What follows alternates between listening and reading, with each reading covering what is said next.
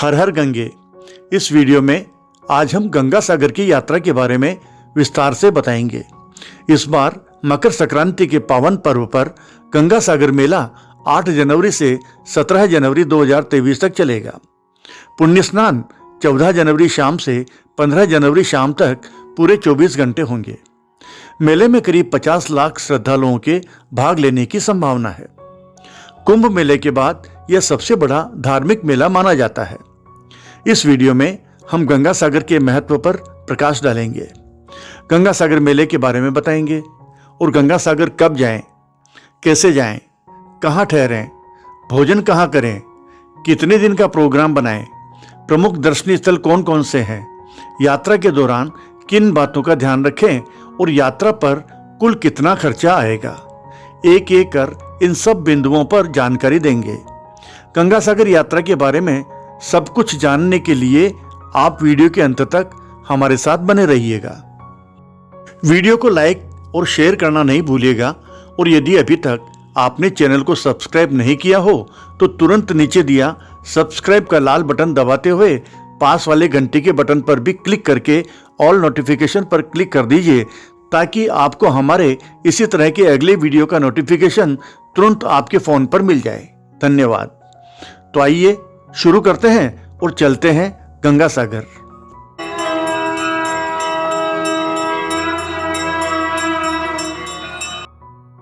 हम आपको बता दें कि देश की सबसे पवित्र गंगा नदी गंगोत्री से निकलकर पश्चिम बंगाल में आकर सागर से मिलती है। गंगा का जहां सागर से मिलन होता है उस स्थान को गंगा सागर कहते हैं। इसे सागर द्वीप भी कहा जाता है। इस तीर्थ स्थल पर कपिल मुनि का मंदिर है। हिंदू धर्म ग्रंथों में इसकी चर्चा मोक्ष धाम के तौर पर की गई है। यहाँ मकर संक्रांति के पावन अवसर पर भव्य मेला लगता है। इस अवसर पर लाखों श्रद्धालु मोक्ष की कामना लेकर यहाँ आते हैं और सागर में डुबकी लगाते हैं। कहते हैं कि यहाँ मकर संक्रांति पर स्नान करने से अश्वमेध यज्ञ और गोदान का फल मिलता है। मान्यता है कि इसी स्थान पर भगवान राम के पूर्वज राजा सगर के 60,000 पुत्रों को मोक्ष प्राप्त हुआ था। ये भी माना जाता है कि अकेले गंगा सागर की तीर्थ यात्रा सैकड़ों तीर्थ यात्राओं के बराबर है। तभी तो कहते हैं कि सारे तीर्थ बार बार, गंगा सागर एक बार। दरअसल गंगा सागर नामक सागर द्वीप, जिसे गंगा सागर संगम भी कहते हैं, बंगाल की खाड़ी के कॉन्टिनेंटल शेल्फ में कोलकाता से 120 किलोमीटर दक्षिण में एक आइलैंड है।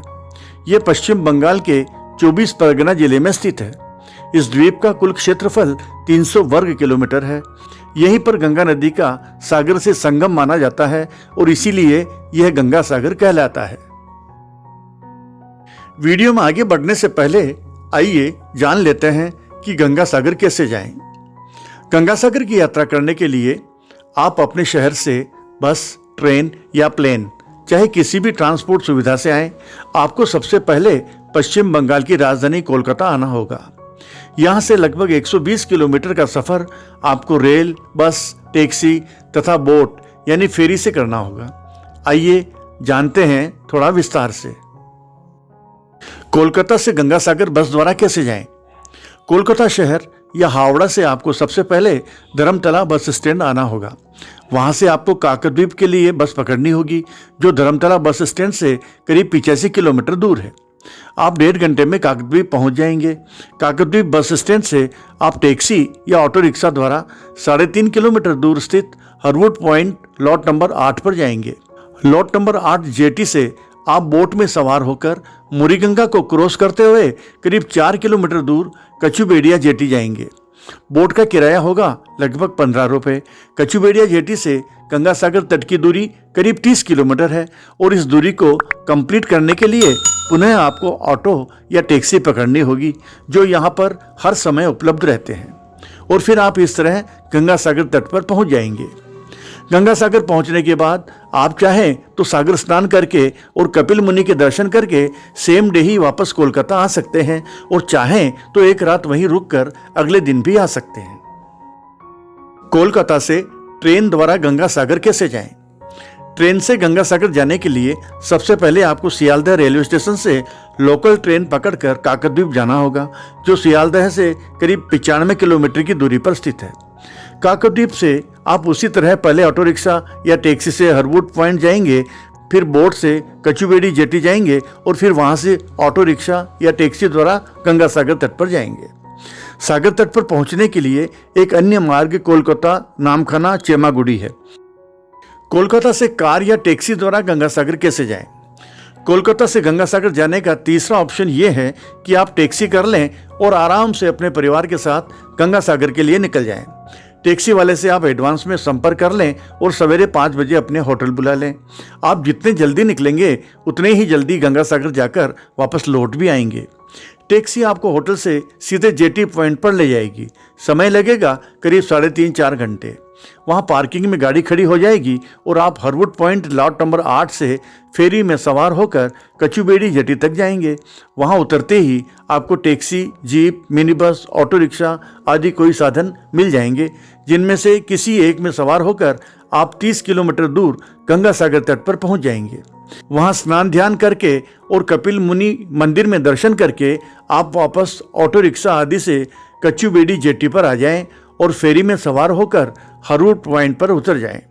यहाँ से आप पार्किंग से अपनी टैक्सी पकड़कर कोलकाता पहुँच जाएं। टैक्सी का किराया होगा लगभग 4 से 5 हज़ार रुपये। क्रूज द्वारा गंगा सागर कैसे जाएं? इसके अलावा आपके पास एक ऑप्शन और है। यदि आप बार बार ये रेल, बस, बोट, टैक्सी, कार या ऑटो रिक्शा आदि के चक्कर में नहीं पड़ना चाहते हैं तो क्रूज द्वारा भी कोलकाता से सागर द्वीप जा सकते हैं। इसके लिए आपको हावड़ा ब्रिज पार करते हुए सबसे पहले मिलेनियम पार्क जेटी जाना होगा, जहां से सागर द्वीप जाने के लिए क्रूज की सुविधा उपलब्ध होती है। मिलेनियम पार्क जेटी से क्रूज के द्वारा सागर द्वीप जाने के लिए आपको इकोनॉमिक क्लास में 1300 रुपये और प्रीमियम क्लास में 1500 रुपये खर्च करने पड़ेंगे और आप आराम से समुद्र की सैर करते हुए 3-3.5 घंटे में गंगा सागर पहुंच जाएंगे। एक बात का ध्यान रखें कि आप जितना संभव हो सके early in the morning Kolkata से गंगा सागर के लिए निकल जाएं, क्योंकि कभी कभी समुद्र का पानी कम ज़्यादा होने से मुरी गंगा को क्रॉस करने वाली फेरी सर्विस बाधित हो सकती है और आपको जाते या आते समय फेरी पकड़ने के लिए इंतजार करना पड़ सकता है। अतः जल्दी जाना और जल्दी आना सबसे बेहतर है। गंगा सागर में कहाँ ठहरें? अगर आप गंगा सागर पर रात रुकना चाहें तो आपको आइलैंड के दक्षिणी हिस्से की ओर जाना होगा, क्योंकि इस पॉइंट पर ही अधिकतर होटल, गेस्ट हाउस और लॉज बने हुए हैं। अगर आप प्राइवेट होटल में ठहरते हैं तो आपको 600-700 रुपये में आसानी से आरामदायक रूम मिल जाएगा। लेकिन अगर आप कम बजट में गंगा सागर में ठहरना चाहते हैं तो आपको कपिल मुनि मंदिर ट्रस्ट द्वारा संचालित धर्मशाला में ठहरना होगा, जहां पर 300-400 रुपये में ठहरने की सुविधा मिल जाएगी। इसके अलावा मेला अवधि में यहाँ टेंट रूम्स में भी यात्रियों के ठहरने का इंतजाम होता है। वहाँ रुकने के दौरान आपको कुछ मामलों में सावधान होकर चलना होगा। दरअसल वहाँ सांप वगैरह से बचने के लिए सांपों को दूर रखने वाली दवा लेकर चलें। साथ ही अकेले कम रोशनी में बाहर ना निकलें। इसके अलावा सोते समय भी मच्छरदानी लगाएं। अपने साथ इमरजेंसी लाइट रखें, क्योंकि वहाँ बिजली कुछ घंटों के लिए ही रहती है। गंगा सागर में भोजन कहाँ करें? गंगा सागर में खाने पीने के लिए आपको सागर फूड कोर्ट के साथ साथ अन्य कई सारे रेस्टोरेंट मिल जाएंगे, जहाँ पर आप चाय नाश्ता कर सकते हैं, खाना खा सकते हैं। आप यहाँ 100-125 रुपये की भोजन थाली लेकर आराम से भरपेट भोजन कर सकते हैं। गंगा सागर मेले के दौरान यहाँ निःशुल्क भोजन प्रसाद कराने वाली संस्थाएं भी लंगर चलाती है। मान्यता है कि गंगा सागर की यात्रा सैकड़ों तीर्थ यात्रा के बराबर है। हर किसी को यहाँ आना नसीब नहीं होता, जिसके कारण गंगा सागर का महत्व और भी ऊंचा हो जाता है। गंगा सागर पुण्य आत्मा के मोक्ष प्राप्ति का द्वार है। इसीलिए कहा जाता है कि सारे तीर्थ बार बार, गंगा सागर एक बार। ये पंक्तियां यही कहती है कि आप भले ही दूसरे तीर्थ स्थलों का दर्शन कई बार कर चुके हों, पर एक बार गंगा सागर का दर्शन जीवन भर के लिए अमूल्य बन जाता है। गंगा सागर की पौराणिक कथा सनातन धार्मिक ग्रंथों में निहित है कि दैविक काल में भगवान श्री हरि कपिल मुनि के रूप में धरती पर अवतरित हुए थे। कालांतर में भगवान गंगा सागर के समीप आश्रम बनाकर तपस्या करने लगे। उन दिनों राजा सागर की प्रसिद्धि तीनों लोकों में थी। सभी राजा सागर के परोपकार और पुण्य कर्मों की महिमा का बखान करते थे। ये देखकर राजा इंद्र बेहद क्रोधित और चिंतित हो उठे। स्वर्ग के राजा इंद्र को लगा कि अगर राजा सगर को नहीं रोका गया तो वे आगे चलकर स्वर्ग के राजा बन जाएंगे। यह सोच राजा इंद्र ने राजा सगर द्वारा आयोजित यज्ञ हेतु अश्व को चुराकर कपिल मुनि के आश्रम के समीप बांध दिया। जब राजा सगर को अश्व के चोरी होने की सूचना मिली तो उन्होंने अपने सभी पुत्रों को अश्व ढूंढने का आदेश दिया। जब कपिल मुनि के आश्रम के बाहर अश्व बंधा दिखा तो राजा सगर के पुत्रों ने कपिल मुनि पर अश्व चुराने का आरोप लगाया। यह सुनकर कपिल मुनि क्रोधित हो उठे और उन्होंने तत्काल राजा सगर के सभी पुत्रों को भस्म कर पाताल भेज दिया। जब राजा सगर को यह पता चला तो वे कपिल मुनि के चरणों में गिर पड़े और उनके पुत्रों को क्षमा करने की याचना की। हालांकि श्राप वापस नहीं लिया जाता है, अतः कपिल मुनि ने उन्हें पुत्रों के मोक्ष हेतु गंगा को धरती पर लाने की सलाह दी। तब राजा भगीरथ ने माता पार्वती की कठिन तपस्या की। इससे प्रसन्न होकर माता पार्वती गंगा रूप धारण कर धरती पर मकर संक्रांति के दिन अवतरित हुई। जब राजा सगर के मृत पुत्रों को गंगा का स्पर्श हुआ तो उन्हें मोक्ष की प्राप्ति हुई। अतः गंगा सागर में मकर संक्रांति के अवसर पर स्नान ध्यान का विधान है।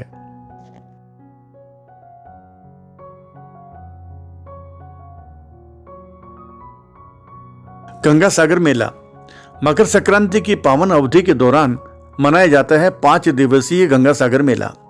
सागर के तट पर जहां तक आपकी नजरें जाती है आपको श्रद्धालुओं का सैलाब नजर आता है। जनवरी की ठंडी हवाएं तन मन में स्फूर्ति जगाती है। मंत्रों के सुर में घंटियों की गूंजती खनखनाहट आध्यात्मिक परिवेश का सृजन करती है। जब आप एक ही झलक में इन सभी चीजों को एक साथ निहारते हैं तो खुद ही समझ जाते हैं कि आप गंगा सागर में हैं। गंगा सागर के धार्मिक रिवाजों में सबसे महत्वपूर्ण है पावन जल में प्रातःकाल के समय स्नान करना। यह तो लाखों श्रद्धालुओं की अटूट आस्था है जो उन्हें यहाँ की ठिठुरती सर्दियों में भी हर पल अनुप्राणित करती है। सबसे पहले नागा साधुओं सहित हिमालय से आए संत सन्यासी शाही स्नान करते हैं। इसके बाद एकत्रित भक्तगण गंगा सागर स्नान का परम आनंद लेते हैं। उनकी सभी आशाएं और प्रार्थनाएं इसी लक्ष्य से प्रेरित होती है कि उन्हें मोक्ष मिले जो आत्मा की मुक्ति का परम प्रतीक है। श्रद्धालुगण सूर्य देवता की भी उपासना करते हैं एवं अपने पूर्वजों की याद में और इस सांसारिक मोह माया से अपनी आत्माओं को मुक्ति दिलाने की चाह में धार्मिक संस्कारों का पालन करते हैं जिसे तर्पण कहा जाता है। इसके बाद लोग कपिल मुनि के मंदिर में एकत्रित होकर महापूजा और यज्ञ अनुष्ठान में सम्मिलित होते हैं। इस तेजस्वी संत को याद करते हुए उनके आशीर्वाद की कामना करते हैं। संध्या बेला में दीप जलाए जाते हैं एवं नदी में प्रवाहित किए जाते हैं। संध्याकालीन आरती की जाती है। नदी में प्रवाहित हो रहे जलते दिए मानव की नैसर्गिक यात्रा का प्रतीक बन जाते हैं। गंगा सागर में दर्शन पूजन कैसे करें? सागर और गंगा के संगम वाले स्थान पर स्नान करके सूर्य देवता को अर्घ्य चढ़ाएं, यानी कि सूर्य की पूजा करते हुए गंगा मां के चरणों में पुष्प, नारियल, यज्ञोपवीत भेंट करते हुए पूजा करने से मां गंगा मनुष्य को पापों से मुक्त कर देती है। इसलिए गंगा सागर का महत्व सर्वोच्च माना गया है।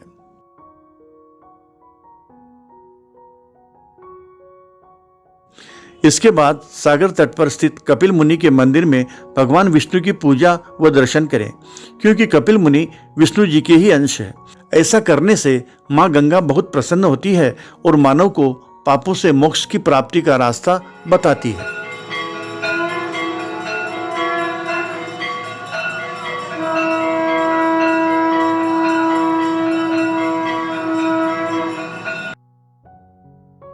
गंगा सागर में प्रमुख दर्शनीय स्थल कपिल मुनि का मंदिर।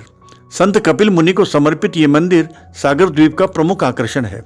पावन जल में पावन स्नान के बाद तीर्थयात्री मंदिर में जाकर संत की आराधना करते हैं। 4 अन्य मंदिरों के साथ यह मंदिर वर्ष 1960 के तूफान में ढह गया था। केवल कपिल मुनि के मंदिर को पुनर्बहाल किया जा सका था। ओंकारनाथ मंदिर। ओंकारनाथ मंदिर गंगा सागर में एक और पवित्र मंदिर है। बखाली। बखाली अर्धचंद्राकार में एक छोटा सा बीच टाउन तटीय शहर है।